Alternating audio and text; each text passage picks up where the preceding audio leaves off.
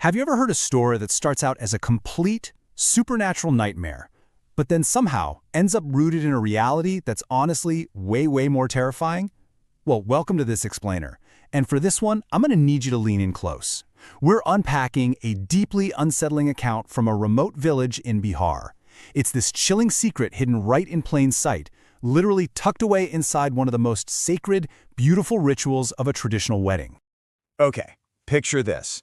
It's late at night. A massive storm is just violently raging outside. Now, normally, this village goes completely pitch black by like 8 p.m. But tonight, it's unnaturally lit up by the loud thumping hum of a wedding generator. It's the wedding night of Alok and his new bride Ponima. They're sitting in their second-story room, a little nervous, making quiet conversation over the sound of the rain. But then, the wind starts whipping water into the room. Ponima gets up to pull the shutters closed. She peers out into the pitch-black night, and suddenly, that loud hum of the generator? It just dies. Utter, suffocating darkness. In a total, breathy panic, Ponima screams for Alok. Suddenly, a huge flash of lightning lights up the darkness outside, and a gust of wind blows the hair back from something. A figure, hovering right outside that second-story window. Ponima sees it clear as day. It's a girl, floating in midair. Her eyes are wide with this unbridled rage, and there's thick, dark blood dripping from her eyes and lips. But you know what the absolute most horrifying part is? The face of this floating, bleeding ghost is Ponima's own face. It's an exact, terrifying doppelganger, just staring right back at her. And then, boom, the generator roars back to life. Lights flood the room. The ghost at the window completely vanishes into thin air. Alok immediately rushes over to comfort his trembling bride, wrapping his arms around her. He's thinking, it was just a trick of the shadows in the storm. He pulls her close, playfully putting his hand over her mouth just to quiet her frantic breathing. But Ponima, she doesn't calm down. Her eyes go totally blank. And without any warning, she sinks her teeth into Alok's hand with this vicious, almost animalistic force, tearing the skin, drawing blood. When he shoves her away in pure shock, she hits her head hard against the wall. She's bleeding, but she just starts laughing, this loud, echoing, completely maniacal laugh. Right there, on our wedding night, Ponima's terrifying descent into madness begins. Now, to truly grasp the weight of this tragedy, we actually need to hit pause for a second and look at the tradition of the koincha. So, what is it?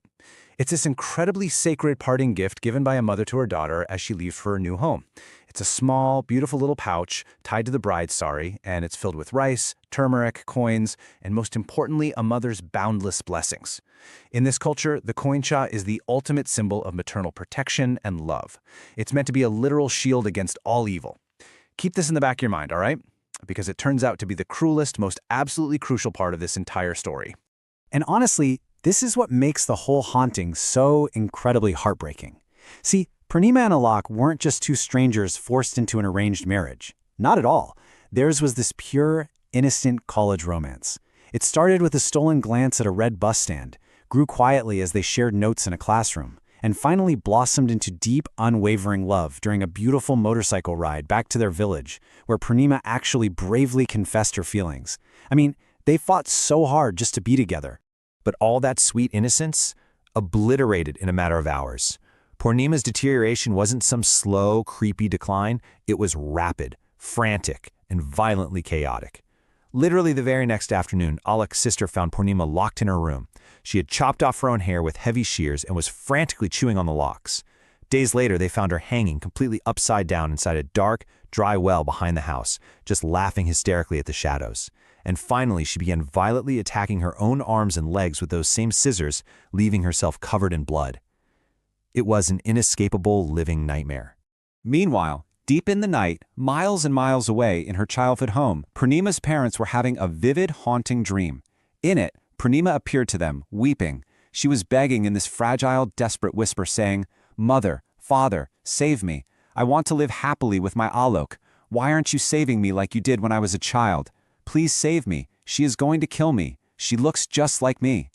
It was just this crushing, heartbreaking plea of absolute helpless desperation as this dark entity totally consumed her mind. But no one could save her. Medical doctors looked at her and found absolutely nothing physically wrong. Local healers chanted their mantras, but they were completely powerless. And then came the final crushing blow. In the dead of night, outside Alok's home, the horrific wails of his family completely shattered the silence. Because just days after her beautiful wedding, Ponima was found hanging from the thick branch of a mango tree. She had taken her own life, and she was still wearing the red bridal dress Alok had brought her home in. Just 2 days later, Alok, who was utterly broken, his heart completely shattered, he followed her. Ever since her death, he kept hearing Ponima calling out to him from the dark corners of his empty house, begging to know why he was leaving her behind in the dark. Unable to face a waking world without the love of his life, Alok took his own life to join her. 2 young, vibrant lives just extinguished in an instant. But wait, let's pause here for a second. Why wasn't she protected? Remember the koincha? The ultimate maternal shield against evil we talked about? Why did a mother's absolute sacred blessing fail to protect Ponima from this dark, supernatural force? I mean, who could possibly have enough sheer hatred to curse a young, innocent bride so severely on her very own wedding night? We need to look past the ghost story right now, guys, because the truth we're uncovering here is a deeply sinister, real-world conspiracy. Listen closely to this. When Ponima first told her parents she wanted to marry Alok, they were absolutely horrified. And not because he was a bad guy, but because of one single detail. Alok was from a different caste. Her parents knew that village society would immediately outcast them, ruin their reputation, and strip them of their generational honor. So when Ponima actually held a knife to her own wrist, threatening suicide if they didn't agree to the marriage, they realized they couldn't stop the wedding. So they made a hushed, devastating, cold-blooded choice. They actually decided to orchestrate her murder to save their social standing. And here is the horrific twist. They weaponized the sacred tradition itself. Like we said, a traditional koincha is meant to be a mother's blessing for a long, happy life. But Ponima's parents, they secretly visited a tantric, a practitioner of the dark arts. They took the cursed black magic items he provided, and they buried them deep inside Ponima's koincha. So the very pouch tied to her sari, the thing meant to protect her, was laced with a curse specifically designed to drive her mad and ensure her swift death. Her own mother handed her a literal death sentence, disguised as a blessing. On the 3rd night after Ponima's death, as another fierce storm raged outside, the heavy wooden window of her parents' bedroom violently blew open, and there stood Ponima. But not in a fragile dream this time. Her vengeful spirit confronted her terrified parents, staring right through them with those bleeding eyes, condemning their horrific choice. She whispered, "You murdered your own daughter. You disgraced the sacred tradition of the koincha, all for the sake of village society, just because I love someone."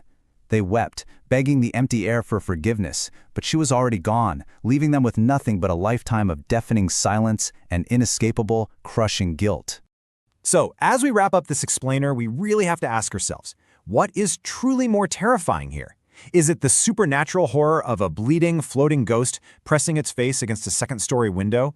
Or is it the stark, real-world horror of a society where caste, status, and false honor are deemed so much more valuable than a child's own life that parents would literally use their sacred love as a hidden weapon of murder?